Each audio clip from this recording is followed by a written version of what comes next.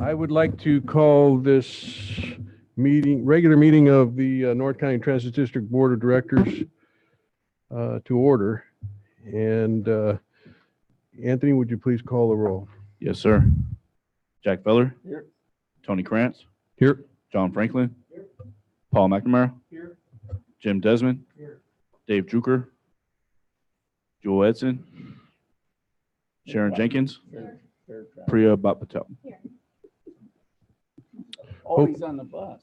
Okay, thank you. And if you'd rise and join me in the pledge. Ready? Begin. I pledge allegiance to the flag of the United States of America and to the republic for which it stands, one nation, under God, indivisible, with liberty and justice for all.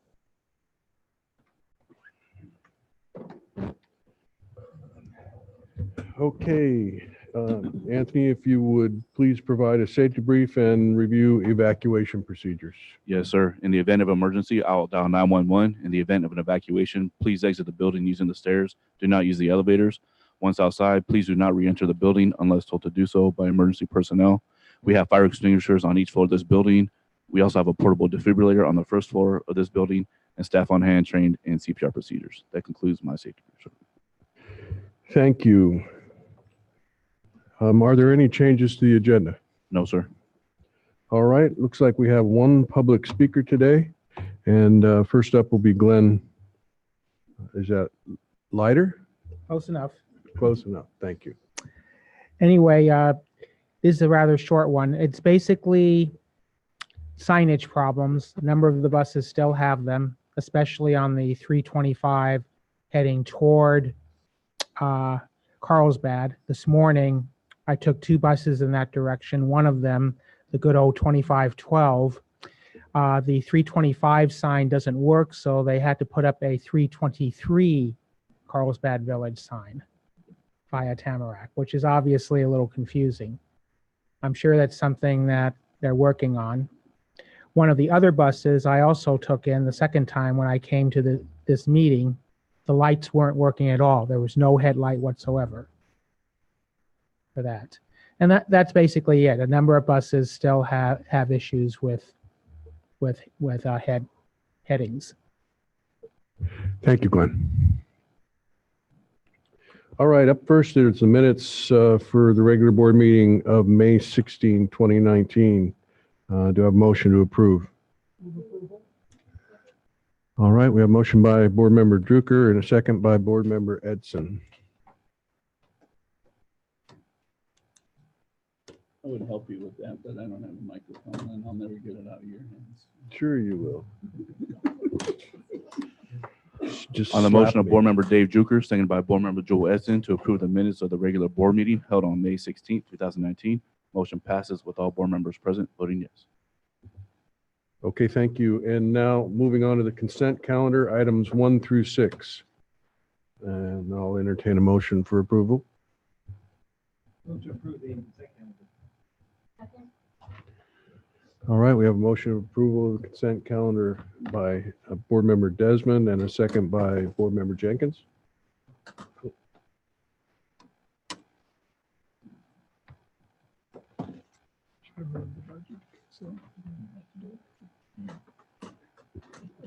On the motion of Board Member Jim Desmond, seconded by Board Member Sharon Jenkins to approve consent items 1 through 6.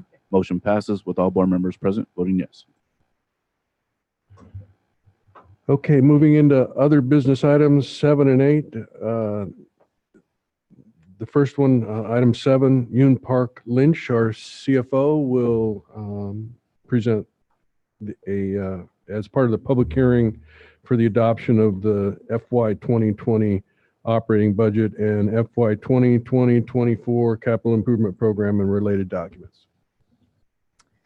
Good afternoon, members of the board. I am here today to propose the adoption of the FY 2020 operating budget and the 2024 capital improvement program and the related documents, and also to approve the fiscal year 2020 to 2029 service implementation plan. To give a quick background, the preparation of the budget process is really it's really outlined by Board Policy 17. This is a comprehensive and systematic process.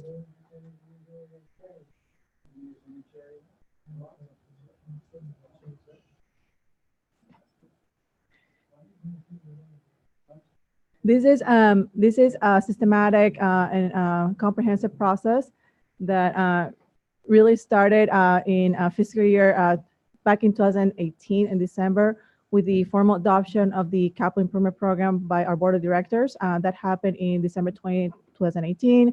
As a result of that approval, we have also programmed the fundings with SANDAG through the Regional Transportation Improvement Program, which it rolls up to into the State Transportation Improvement Program and finally into the Federal Transportation Improvement Program. In April 4, 2019, our staff reviewed the proposed strategic initiatives and departmental goals with the executive director. And in April 18, 2019, our staff provided the Performance, Administration, and Finance Board Committee an overview of the proposed draft for the fiscal year 2020 operating budget.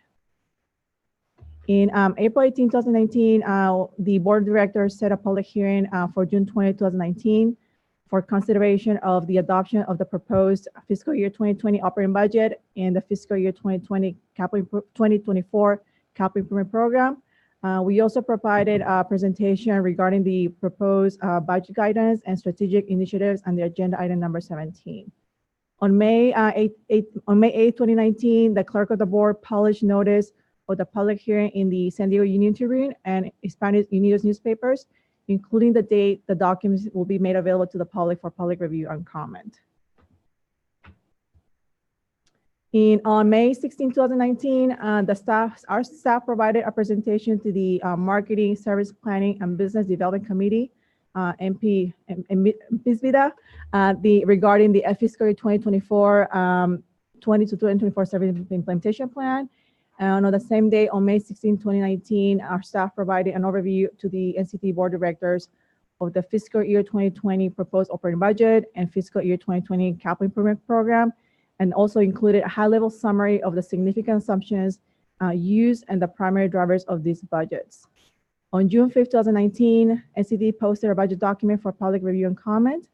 It was posted on our website at www.gonct.com. And also copies of the budget documents were made available to the public at these offices, our administrative offices, and also our customer service centers at Oceanside Vista and Escondido Transit Centers. So we have posted our budget delivers on our website. These are our fiscal year 2020 operating budget and fiscal year 20 to 24 capital improvement program. We have also posted the fiscal year 2020 employee classification and compensation schedule, the fiscal year 2020 cost recovery fee schedule, the fiscal year 20 to 2029 service implementation plan, and also our disadvantaged business enterprise goal. So just to kind of give a quick recap, back in May 16, 2019, we provided some level of details and overview of our proposed operating budget. There have been no changes in assumptions since that presentation took place 1 month ago. We are still estimating to have a carryover of $3.9 million for fiscal year 2019 for the next fiscal year. We also are budgeting a headcount of 134.25 full-time equivalents. Our projected ridership for the system remains at about 10 million passengers. Total expenses remain at $117.4 million. The PTC costs, these are positive train control costs related to our PTC capital projects. For fiscal year 2020, those will be funded through our PTC projects, which currently have funding from the Federal Rail Administration, Prop 1B and Prop 1B, Prop 1A and Prop 1B.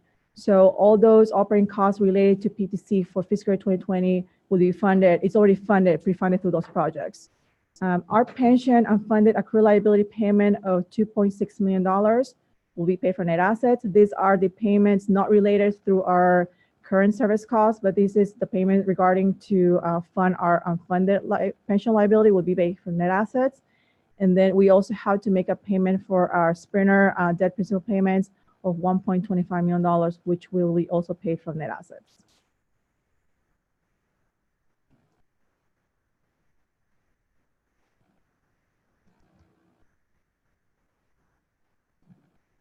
So this is just to provide a summary of where we forecast our ridership for the next fiscal year. We are going to have a slight decrease in our ridership. In September 2018, we are implementing a new regional increase on our fares. We are projecting that this could potentially have a negative impact on ridership depending on the mode, ranging from somewhere from 1.19% to 4.557%. However, it should be, even with that slight decrease in ridership, we still forecast to receive about $1.7 million additional fare revenues just from the fare increases. And here it's kind of like a operating budget summary that shows our major sources of revenue, which are derived from passenger fares, non-transportation revenues. Those are related to, for the most part, advertising, permits, leases, investment income. We also have auxiliary revenues. Those revenues are derived from the reimbursement that we receive from Amtrak and BNSF for the use of our right-of-way. And then we also have the federal, state, and local grants. These are federal grants that are formula grants. These can only be used for preventive maintenance expenses, which are funds used to maintain our assets in state of good repair. And then at the state level, we have the state transit assistance funds, which are derived from the tax on diesel. And for local funding, for the most part, those are TDA, which is Transportation Development Act funds, and Transnet funding that comes from an SB1 funding that comes from taxes on, sales tax on taxable goods in the county, in addition to taxes on unleaded and diesel, and the additional registration fees that resulted from SB1. And then in the operating expenses, for the most part, most of our operating expenses are related to our purchase transportation. Those are the costs incurred for the operations and maintenance of our rail and bus contract. And then right after that, it's professional services. In our last budget presentation, we provided detail of those professional services. The vast majority of those are related to facilities contracts for maintenance, plumbing, electrical, and for our sheriff's contract for the oversight of the safety in our transit centers and in Escondido, Oceanside, and along the right-of-way in the coastal area of San Diego. And then and after that, it's our salaries and wages and fringe benefits, which are related to the 134.25 full-time equivalent staffing that remains the same as it was for fiscal year 2019. So with that, we are forecasting, and this is a very conservative estimate of our expenses. We are projecting that our expenses will be $117.4 million, and some of that will be funded from the carryover that we are going to get from fiscal year 2019 for our positive operating income. Any questions so far? Why is it that we're saying local grants is going to be going down by $2 million? So the majority of the local grants are related to TDA and STA, and there is discretion on how those funds are allocated between capital and operating. And when we do our planning for our budget process, we always start first to see what are our operating needs. And then once we know that we can satisfy operating needs, then we program the remaining funding for our capital program. So because we have a board policy that we have to adopt a balanced budget, meaning that our expenses cannot exceed our revenues, we have to program the funding if all these expenses were to materialize. So if those funds are not used, they can be carried over to the next fiscal year, which is what we're doing this year.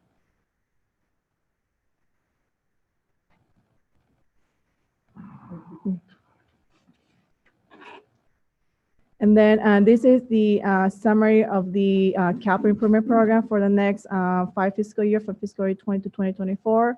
Our major investments for the next year is going to be the procurement of the 5 Siemens locomotives that was approved in agenda item number 10 on June 21st, 2018. And then just to kind of, because this CIP was approved back in December, it does not include the limited notice to proceed that was made for those 2 additional locomotives, and that was approved in agenda item number 13 on April 18, 2019. So if that action item were to move forward, those are going to be funded through the fiscal year 2021 capital improvement program.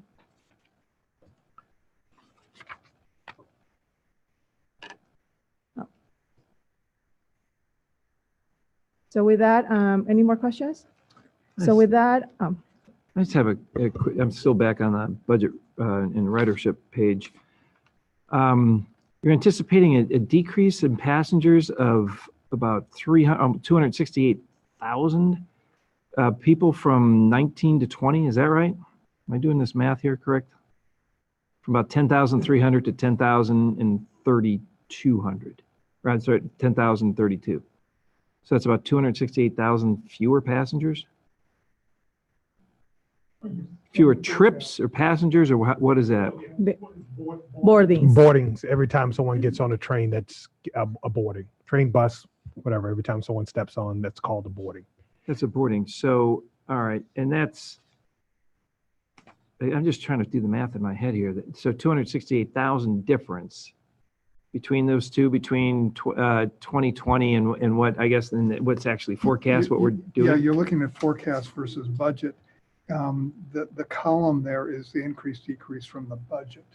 Well, I get that. That's 622. I'm actually good, I think, going lighter by going with the forecast, because I guess forecast is really your actuals, isn't that? Or, No. okay, so what is, all right. So confused. forecast is based upon where you're sitting today, what you forecast the remaining for fiscal year 19 to be, Okay. which is different from FY20 budget because you will have a different set of factors and trends, including a fare increase that will likely have a negative impact on ridership. So it looks like the ridership is in 2019 is going to be roughly 10,300 riders or boardings. And then we're going to drop that and propose in 2020 is basically 268,000 fewer boardings. Well, I would say it a little bit differently. I guess you would, but I'm just looking at the No, math here. Okay.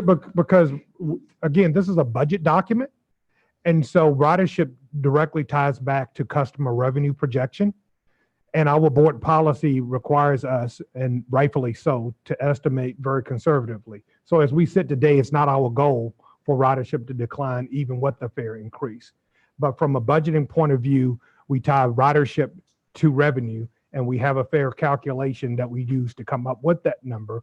So that's the projection that you see here in terms of our budget, but that is not our goal for fiscal year 2020, is not to have less riders. Well, but I guess you have to figure conservatively. All right. But all right. So but then even between the budget and the forecast, there was a 354,000 difference between the budget and the forecast in 2019. Correct. Okay. And it just, I don't know, it just seems like a huge drop, I guess, from what we're budgeting. But I guess you're right. You want to be overly optimistic. And then I guess the other question, where's the, I know we're paying so much down on the pension, and we're paying it on the unfunded liability, 2.6 million is on the unfunded. How much is going towards just the regular payment that we have in addition to that 2.6? I have to check onto that. I think it's about 20% of our salaries, but I can get back to you that information more precisely. Okay. So, and then what is the unfunded liability, the total? So the unfunded liability are the payments that we have to make, not for I those. get what they are, but what's the number? Oh, the dollar? $39 million. Pardon me? $39 million. 39 million. Yeah. Okay. But the net position of the district is still positive when you account for that liability. And I don't know, what percentage is that? Is it unfunded? I mean, usually I think it's about 73% funded. Okay. All right. Thanks. Board Member Henson? Thank you. Going back to Supervisor Desmond's question about ridership. So with the warnings of recession that are out there, looming out there, and based on past history, what, if any, impact to ridership is anticipated in an economic downturn? Well, no, it's kind of difficult to project. To go back a little bit over the history, if you go back to 2008, 2009 with the Great Recession, we had dramatic downturns in ridership and customer revenue, along with sales tax revenue as well. And if you remember, that's when we actually lowered our fares, was in fiscal year 2011. And so the fare rates that we're talking about today are the reduced fares that we implemented as part of a comprehensive strategy to grow ridership. And the fare rates that we're moving back to, particularly on the coaster, are essentially restoration of those fares back to the 2007 levels of fares. It's very difficult, Joel, to now project forward in terms of what the economic impact would be, because the impacts from the last recession and the things that were done that have partially explained, the change in transit ridership with low income rates, automobile availability spiking up. So it's going to be difficult to tell exactly what it really will mean. But bottom line, if there are less people with less jobs, then there's likely less people taking transit and likely less people on our roads as well. The best congestion relief unfortunately, is when we have a recession. Is there not also some increase in people taking public transportation who can no longer afford cars as an alternative? Well, that depends, but that's not something you can really budget or forecast. And again, I think we're in a new reality now. Everything always typically moves in these 10, 15-year tranches of time. And at some point in time, we'll have something new happen within the economy. And then that will create a set of new dynamics. And hopefully we can be smarter to be ahead of that curve. Okay. Thank you. Yeah, and I believe that the trends that we're seeing are nationwide. It's not just happening to us. I guess the big question is, where is it going to stop? All right. So requested board action for today is to close the public hearing on the proposed fiscal year 2020 operating budget, the fiscal year 20 to 2024 capital improvement program, adopt the proposed fiscal year 2020 operating budget and fiscal year 2024 capital improvement program, approve the proposed fiscal year 2020 employee classification and compensation schedule, approve the proposed fiscal year 2020 cost recovery fee schedule, approve the proposed disadvantaged business enterprise goal, and approve the proposed fiscal year 2020 to fiscal year 2029 service implementation plan. Okay, thank you, Yoon. Anthony, do we have any public speakers for this agenda item? No, sir. All right, any more board member questions or comments? Board Member Edson. Thank you. So we're anticipating a reduction in ridership based on the increase in fares. Is that something that usually bounces back? And how long does it on average take to bounce back? So the transit model that you use pretty much all over the country is a pretty basic model. It's not a very dynamic model, but the assumption is that within the 12 months, you regain back all of the ridership.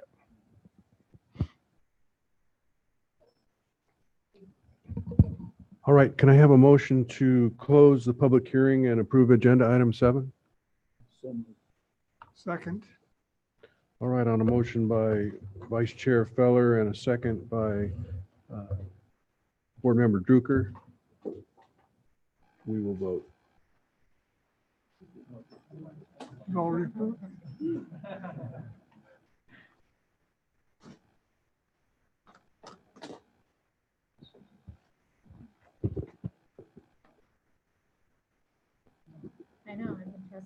Thank you. On the motion of Board Vice Chair Jack Feller, seconded by Board Member Dave Drucker to close the public hearing and approve agenda item number 7, motion passes with all board members present voting yes. All right, thank you. Moving on to agenda item number 8, proposed modifications to NCTD ordinance number 5. Jacob will be reviewing this. Thank you. Okay. Let's see. So this is proposed modifications to ordinance number 5. This is NCTD's ordinance regulating parking at all of our locations. we have had some back and forth with a lot of our stakeholders about parking in the recent months. And we've gotten some good feedback about how our parking lots are used and what we can do, make some minor modifications to make that use of those parking lots better, especially for our transit patrons. As you know, a theme that we have in all of ours, we're committed to our transit patrons and providing that service in a manner which ensures their use and not only the best, but also the safest means possible. Specifically, the feedback was requested on the use of the parking lots by oversized RVs, boat storage, parking, those types of things, basically using the lots as overflow for businesses, residential areas. A lot of this is in the ordinance currently, but we could make it better. So that's the purpose here. We took a look at it and we recommend expanding a couple provisions with regard to the parking prohibitions, as well as some cleanup items for the recent changes that were implemented in ordinance number 3. So we've got 2 sections here. To harmonize with ordinance number 3, we modified the authorized enforcement personnel the last round, and so that appears in ordinance 5. So this is a little bit of a cleanup item, as well as the transition from transit enforcement to the current safety and security division. So there, you're going to see some global changes, some find and replace in there to clean that up. The modifications that we're here to talk about today really appears in 3 different sections. The amendments to section 3.9, the exclusive parking spaces. This appeared in some of our long-term parking prohibitions, but did not appear in a really enforceable way for the standard parking lots. It may not have been a problem, or it just may have been enforced through our long-term parking. So that's where we've added explicit prohibitions on RVs, maintenance activity, advertisement, storage, and delivery activity. And those are our major hotspots in some of our mainly coaster parking lots. Section 3.15 authorizes establishment of a contract for enforcement of ordinance number 5, specifically violations and removal of vehicles. Essentially, this sets it up so that we can enter into a towing contract similar to a lot of the cities, and we can actually remove some of those vehicles if they do violate this ordinance. So if that comes up, this allows the authorization, but we'll obviously have to come back under a contract basis depending on how that is procured. Section 318 is a new section that was added, and this adds in either a civil penalty or an infraction punishable by a fine. This appears in the vast majority of ordinances that have some sort of violation provision in them. You'll see it in a lot of your municipal codes. You'll have just one section that says any violation of this municipal code can be considered either an administrative fine per a schedule or a misdemeanor with an infraction. And so that's what this implementation is for, so we can capture that as well. This appeared similarly in our rules and regs, which was ordinance 3, and we could carry that over. We made that explicit here, so it's just very clear as we move forward. To implement this program on a civil penalty or an administrative penalty basis, we would have to have a third-party administrator to run the appeals process. So anytime you're going to give somebody a ticket that doesn't go to court where they can be heard, you have to have a process where somebody can come in and say, hey, I wasn't parked in a manner that violated that, and they can be heard. So that would be a new one. Some of the examples of what we've seen out there, these are just 2, but these are kind of the most egregious that we have. That top one is blocked a little bit by the tree, but that van actually has no wheels. So is up on blocks. Clearly somebody was living out of it. The RV storage, you can see behind it, there is actually a boat on a trailer back there as well. So, we can fairly assume that these folks were not getting on the coaster or getting on a bus. I'd have to check. I believe one of these is Poinsettia, and I think the other is OTC. I'd have to check. So this is what we're trying to curb. You can see, especially in the lower picture, there's more than a few spaces that are being blocked there that could be utilized. Like I said, on the practical implementation for this, there's not a whole lot in terms of change. This just gives us a little bit more teeth in the current ordinance and allows us to set up for future implementation, specifically for towing and future infractions and or managed parking. Neither of those will be implemented tomorrow, but this allows us a path forward to do that should the board choose. The procedural status of this, we provided notice both online at our website as well as in the local papers. To date, we've received no public comment on the proposed changes. I'm assuming we haven't received any in the last hour or two. And so with that, our recommendation is to receive the proposed modifications, waive the reading, close the public comment period, close the public hearing, and adopt the proposed changes to Ordinance 5.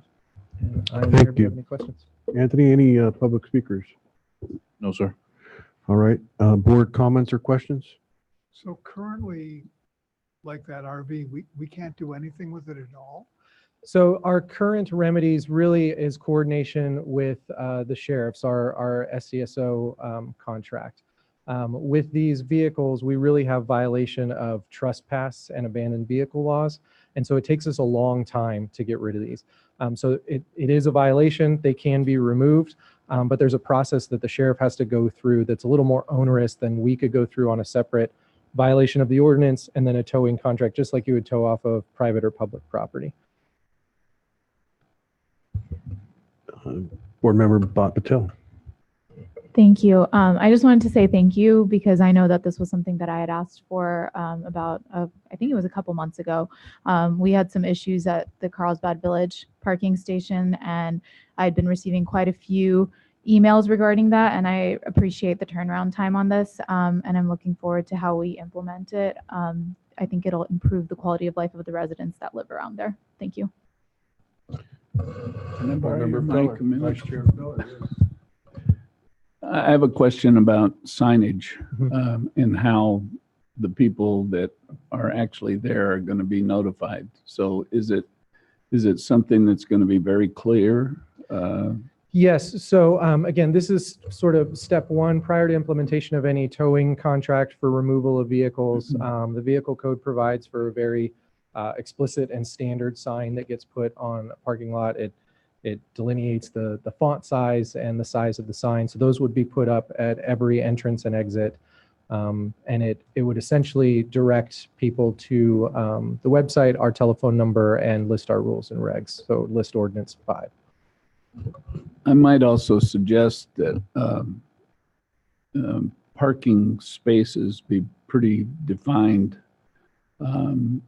such as, if in some of our parking lots, the lines get faded and the things like that. And So- I believe we've got a future facilities project for restriping, especially at Oceanside and some of the others. Board member Edson. Thank you. My husband and I take the train pretty often up to LA for business, and sometimes we overnight, sometimes we don't. We've never really parked our cars overnight, and I wasn't aware that there was a process, shame on me, for actually applying for a permit to park your vehicle for an extended period of time. Is that something that folks who want to do that can apply for online, or do they need to, what's the process? No, I believe they have to call through the OCC and set that up. We don't have an online portal for that. I can check with our safety and security chief, but all those go through our OCC. Okay. I think the broader answer too is we're working to advance a scope for parking management. And kind of where we want to go is to be able to differentiate between daily transit use, non-transit use, and to the degree that we can accommodate longer term parking, how do we accommodate it and do we charge for it? So that's kind of like, as Jacob has said, this is kind of the first step, but long term is for us to move away from kind of the informal way that we've historically managed the parking and move it into a manner that's going to be much more transparent to people in terms of how they can access and utilize transit parking.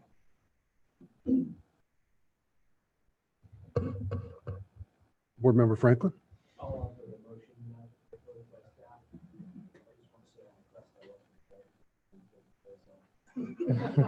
Well, he's covering his brakes so they don't get rusty. All right, thank you. And so your motion does include closing of the public hearing as well as approval of staff recommendations. Seconded by Edson. Sir? Sir? Would you like to speak? you can come to the podium and fill out a slip and we'll let you speak, but we can't have you speaking from the audience.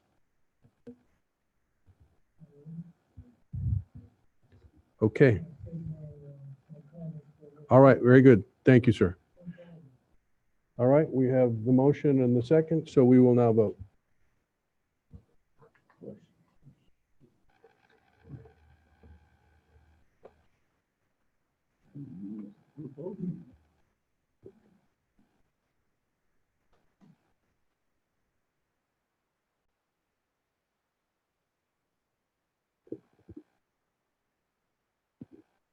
On the motion of Board Member John Franklin, second by Board Member Joel Edson to close the public hearing and approve agenda item number 8, motion passes with all board members present voting yes.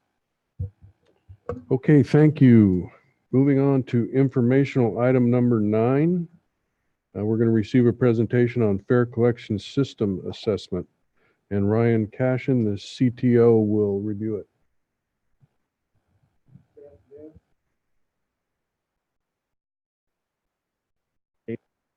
NCTD has brought on one of our IT contractors to do an assessment of both the current state and compare NCTD's needs against the new MTS procurement and identify any gaps. So Curtis is here from 49s to go over the presentation. Thank you. My name is Curtis Pierce. I'm with 49s Technologies. Joined. Do I have a way of advancing it?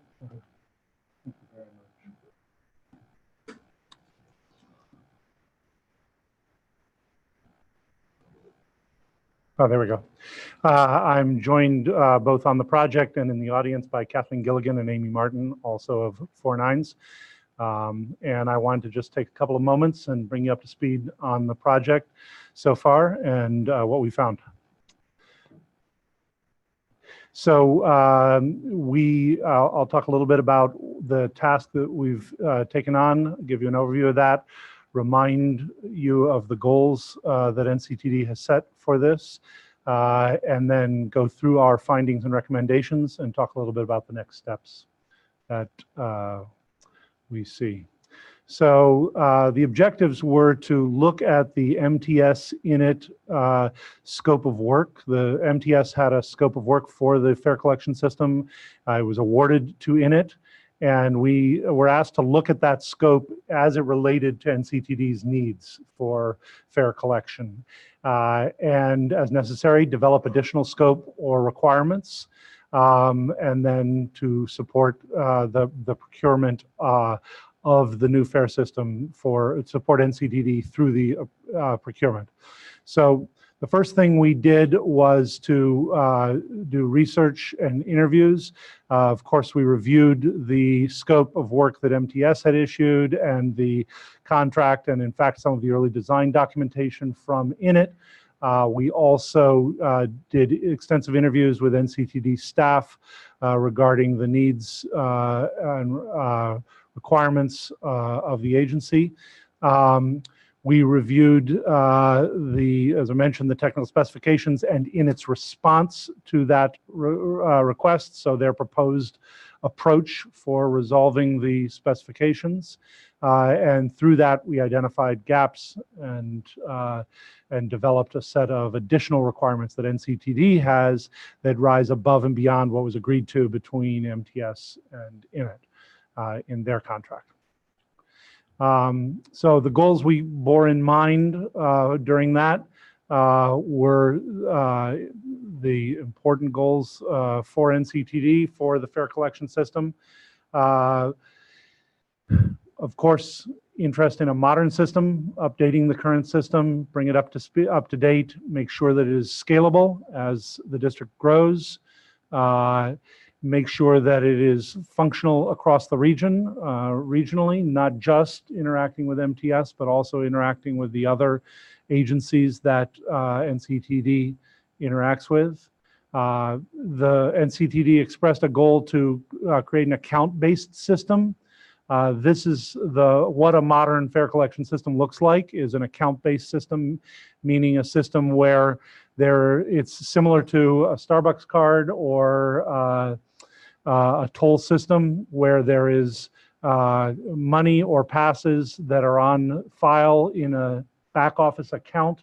And when a credential, either a card or a phone can often be used, or some other device can be used, is presented, it is referenced against the account and determined if the individual has the right to ride the transit, and if necessary, deduct funds from the account or whatever it takes to get them on board. There's a goal of a multi-agency system while retaining the right for NCTD staff to maintain and manage the NCTD portion of that. So all of the NCTD devices and interfaces would be maintained by NCTD while maintaining its multi-agency nature, so that riders can use it across multiple agencies. There's a goal to improve the data access and reporting from the current system. It's a place the current system falls short. And to be able to also not just report on the usage and the finances of the system, but also to be able to monitor and report on the system itself. So system health, device uptime, device status, et cetera. And then also create it with an open architecture. So in the future, it's extensible to other types of transit, to other types of transportation, to in the future, maybe replacing some elements of the system without replacing other elements of the system. And so that's all part of being a modern fare collection system. So our key findings. The INIT and MTS scope of work and its response to it, the MTS scope of work and in its response to it covers the vast majority of the functional need of NCTD. It's a good system that was proposed that will meet most of the needs for NCTD right out of the box. It's a multi-agency, multi-operator capable system. It's been deployed in other instances as multi-agency, multi-operator. It is an account-based system. It has comprehensive system monitoring and reporting. It incorporates a mature financial settlement system, SAGE, into the system itself. It's part of what's delivered. It's ready for what's called open loop payments, meaning that as our credit cards go contactless, as more people move to Apple Pay and Google Pay, this system in the future will be able to handle direct payment using those means of payments rather than having to buy a ticket of some kind before you board. And it is built on an open architecture, so it's ready to be extensible and scalable in the future. And those are our key findings on the system that is proposed by INIT. We did find a couple of places that we wanted to make sure the differing needs of MTS and NCTD are reflected, and we've recommended in this a couple of different things. One is some technical adjustments to the scope of work in the agreement within it, so some minor changes to that scope within it, and the other is a memorandum of understanding with MTS for how the system will be operated. And those fall primarily in these areas: revenue and cost sharing policies, the use of NCTD's merchant accounts so that the money will come directly into NCTD's bank accounts, NCTD involvement in the implementation, testing, and training, and then how the system will be operated and maintained. It'll be slightly differently operated and maintained between MTS and NCTD. So those were the key areas. We also found in the system design and architecture some minor points that we pointed out and that will be included in the scope of work. And in fair policy and fair media, because NCTD has a different fair policy than MTS, we want to make sure that's accommodated in this. But none of that should be extraordinary or difficult for INIT to implement. Should be pretty straightforward to implement both the revised scope of work as we've suggested it, and also the memorandum of understanding that is currently being negotiated between NCTD and MTS around the usage of this system as it goes live, when it goes live. Next steps will be the memorandum of understanding that will focus on how the costs will be shared and how the revenue will be shared, very basically. So we've looked at and made recommendations around both of those elements. And then procurement is working through releasing the scope of work to INIT. NCTD's procurement office is working through releasing the scope of work to INIT, and we will continue to support through any negotiations that are required within it to get that buttoned down and signed off on. So that's my report, and with that, I'd open it up for any questions that anybody has. Questions, Board Member Patel. Thank you so much for the presentation. I had a quick question. I feel like we had talked about this previously, right? When we had introduced this item, and I had a question in terms of the cost share. I felt like there was another agency that was going to be part of it as well. Was that Metrolink, or was I just understanding that they have already adopted it and now we're trying to adopt the same system they have? You're correct. We are part of the task, and it's actually up there, is we want to have integration with Metrolink. Sure. And so we, the CEOs, both Metrolink CEO and I, we developed a draft memo to create an internal working group. Okay. And in addition to the internal working group, since we're both going to be on the same system in it, Yeah. it's kind of really about the whole the revenue reconciliation on the back end. But there's a bigger issue out there, is fair policy. Mm-hmm.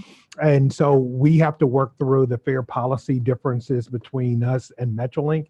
And it's not just that their fares cost this much and their hours cost that much. That's actually the easiest part, because it's just marrying them together.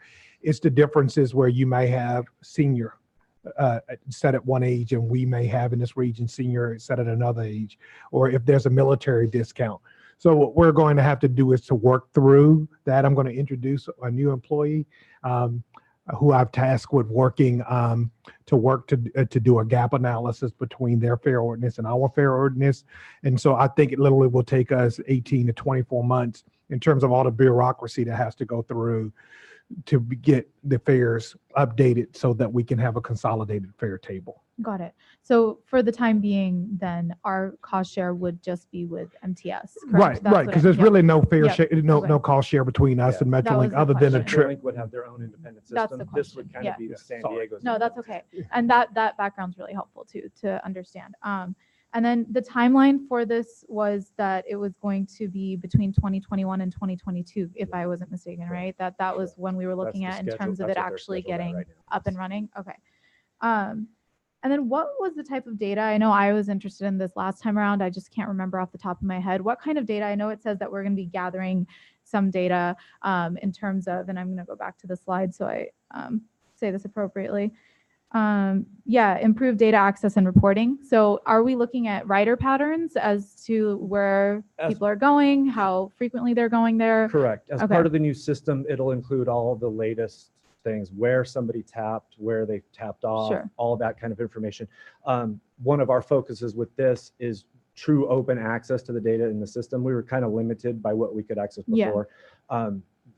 The goal for NCTD is that we have access to everything, all the data that's collected. And yes, some of the data that's collected will be more detailed passenger ridership information. Okay, great. Thank you. Vice Chair Feller.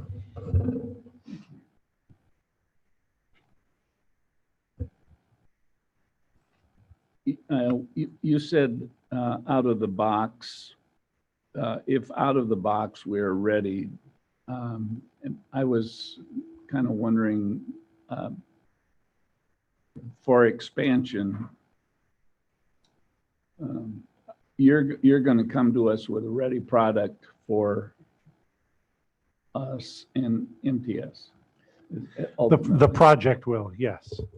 So what does it take to expand it to things like Metrolink, and how heavy load is that, a lift? Currently, the task right now is to become part of this, the MTS procurement, to get the system delivered. We have written certain things into phase 2, like the options you were talking about.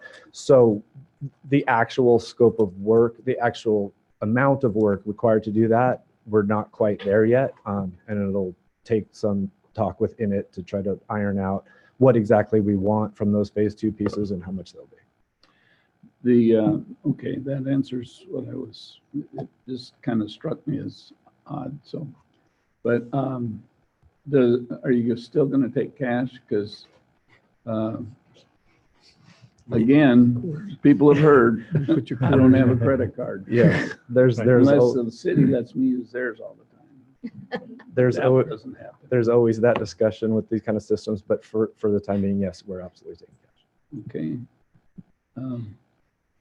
Well, we're all going to have to get reelected to be here in 2022. So thank you. I have a question. Hey, Jack, I think there's going to be a quarter slot on the side of the train and you just feed that. And in it, where's this train? This has already left the station, I guess, as far as choosing the company. Where's in it from? So Init is a company based in Germany, actually. But they have a large presence in the United States.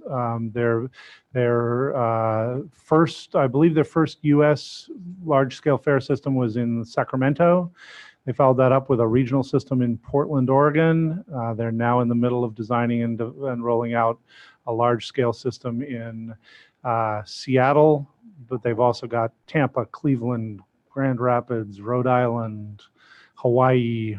They're one of the largest fare systems vendors in the United States now, and they have a large U.S. presence. And we used to be with it was, I know, Yeah. MTS was with Cubic. I don't know. That's right. We were as well. Yes. And we currently are. Did they even bid on this? Or do I you know? believe that they did. Yeah. Hate to see a local company Yeah. go down the two. Well, anyway, okay. All right. Thank you. I remember I had brought up the similar concern as well last time around when you presented this, because I remember, I mean, Cubic is a local company and I had the same concern. If I'm not mistaken, you had mentioned the cost differential was pretty high between the two in terms of the bid, right? Yeah. Yeah, it was a significant cost difference between the two different vendors. And if you recall, even before we started this process, there was a lot of discussion regionally to make sure that the transit agencies within San Diego had the exact same system. And so kind of once MTS went through that procurement, and again, we were bound to what MTS picked. Exactly. From what I remember from the last Yeah, but there presentation. was a significant cost difference, and I'll tell you from what I've seen in terms of the ease of implementation, it's dramatically different Is in a it, positive way. not today if you don't have that number, but is it possible for us to see that Oh, cost yeah, it's public differential? information. Okay, So great. That would be we will great. send out to you all the MTS staff report That would be from awesome. the award of the Yeah. contract. Thank you. You're welcome. Any other questions? All right, hearing none. This is an item that we have just received and there is no vote required, so thank you very much. We are now going to get an executive director's report, but I'd like to kick it off by bragging about the fact that the state budget included $6.13 million in it for the next phase of the Del Mar Bluffs stabilization project. So congratulations, Mr. Tucker. Yeah, we managed to get folks focused on the issue, and it happened pretty quickly. And I think there are still some opportunities yet for additional resources. So we're looking forward to that. On that note, we are still waiting to receive answer on a federal state of good repair grant that was submitted for about $11.6 million for the Del Mar Bluffs. So hopefully we'll hear something in the August, September timeframe on that grant. There is also a plan, I believe it's either San Diego or Caltrans is planning to submit a bill grant application for the Del Mar Bluffs as well. So a lot of energy going that way, but the 6.1 million was what our request was based upon what we submitted as a 5-year expenditure plan to cover the full $70 million cost for Del Mar Bluff phases 5 and 6. So each year we would be looking for additional funds to be appropriate by the state to fund that project. want to mention another governmental affairs item. There's a letter making its way around to you all to sign as a board. It's a letter that will be going to the Air Resources Board. It's related to a future Carl Moyer grant application that we would be submitting to the Air Pollution Control District in San Diego for the replacement of the last 2 locomotives. We've studied extensively this grant. This is the same grant that provided $10 million to us to offset the $38 million cost for the 5 new locomotives. So we are intending to apply again for a grant. And what we're trying to do is to see if we can maximize the amount of money available to the district.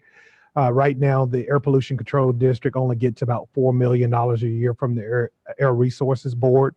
What we're asking them to do is to work hard and come up with a way to give us more money, because based upon the formula calculation that we've completed, we should be eligible up to an amount of about $12.5 million for the $15 million replacement cost of those 2 locomotives. That would be very important to receive that maximum amount. And so we're asking you all to sign a letter of support, asking them to work to work as hard as they can. We've had a couple of calls with them to try to push them forward. We do understand there are some limitations in terms of things that they can do, but I think a good push forward lets them know there's a strong level of community support. We've also received letters from assembly members supporting our request, and we recently received a letter of support from a community in close proximity. So that's an important thing for us. Finally, I do want to introduce a new employee. Yasmin, are you here? Yasmin Flynn, she is new. She's been with us, is it a month? 1 month. She is the new Chief of Strategy and Capital Projects. She comes to us from TransLink, which is in Vancouver, BC, bringing tons of transit experience to the district. We're happy to have her on board. You'll be receiving some communications from her as we move forward in the future, because her job is pretty broad and wide. So do welcome Yasmin on board. We don't discuss where people live. We don't discuss what city. So the Del Mar Bluff stabilization tour that we took, Deanna Spain was on that, and she works for Senator Atkins and was really instrumental in making the money happen. So if you have an opportunity to see her and thank her, I'm sure she'd appreciate it. Senator Atkins as well had this on her radar, and my understanding is that they will be following this through to the final phase. So looking forward to that. Are there any other board member comments? Board Member Edson. Yes, June 17th, LoSAN board meeting highlights include the 13th round trip service between San Diego and LA, which will come into service following completion of double tracking in the LA subdivision, which is estimated to be completed October 7th. And something else that was interesting that was reported was that there is a more than 16% increase in business class ridership on Amtrak Pacific Surfliner train on the LoSAN corridor. So as a result, 6 additional Amtrak-owned business class passenger cars have been secured to expand business class service on the LoSAN corridor. Excellent. Board Member Desmond. Thank you. I just wanted to let you know, the Board of Supervisors actually sits as the board for the APCD, so I'm not going to be signing the letter. Thanks. I may be voting on it. Okay. Our next regular scheduled meeting is July 18, 2019 at 2 p.m. And until then, we're adjourned. Make this a new standard, 1 hour meeting. Right.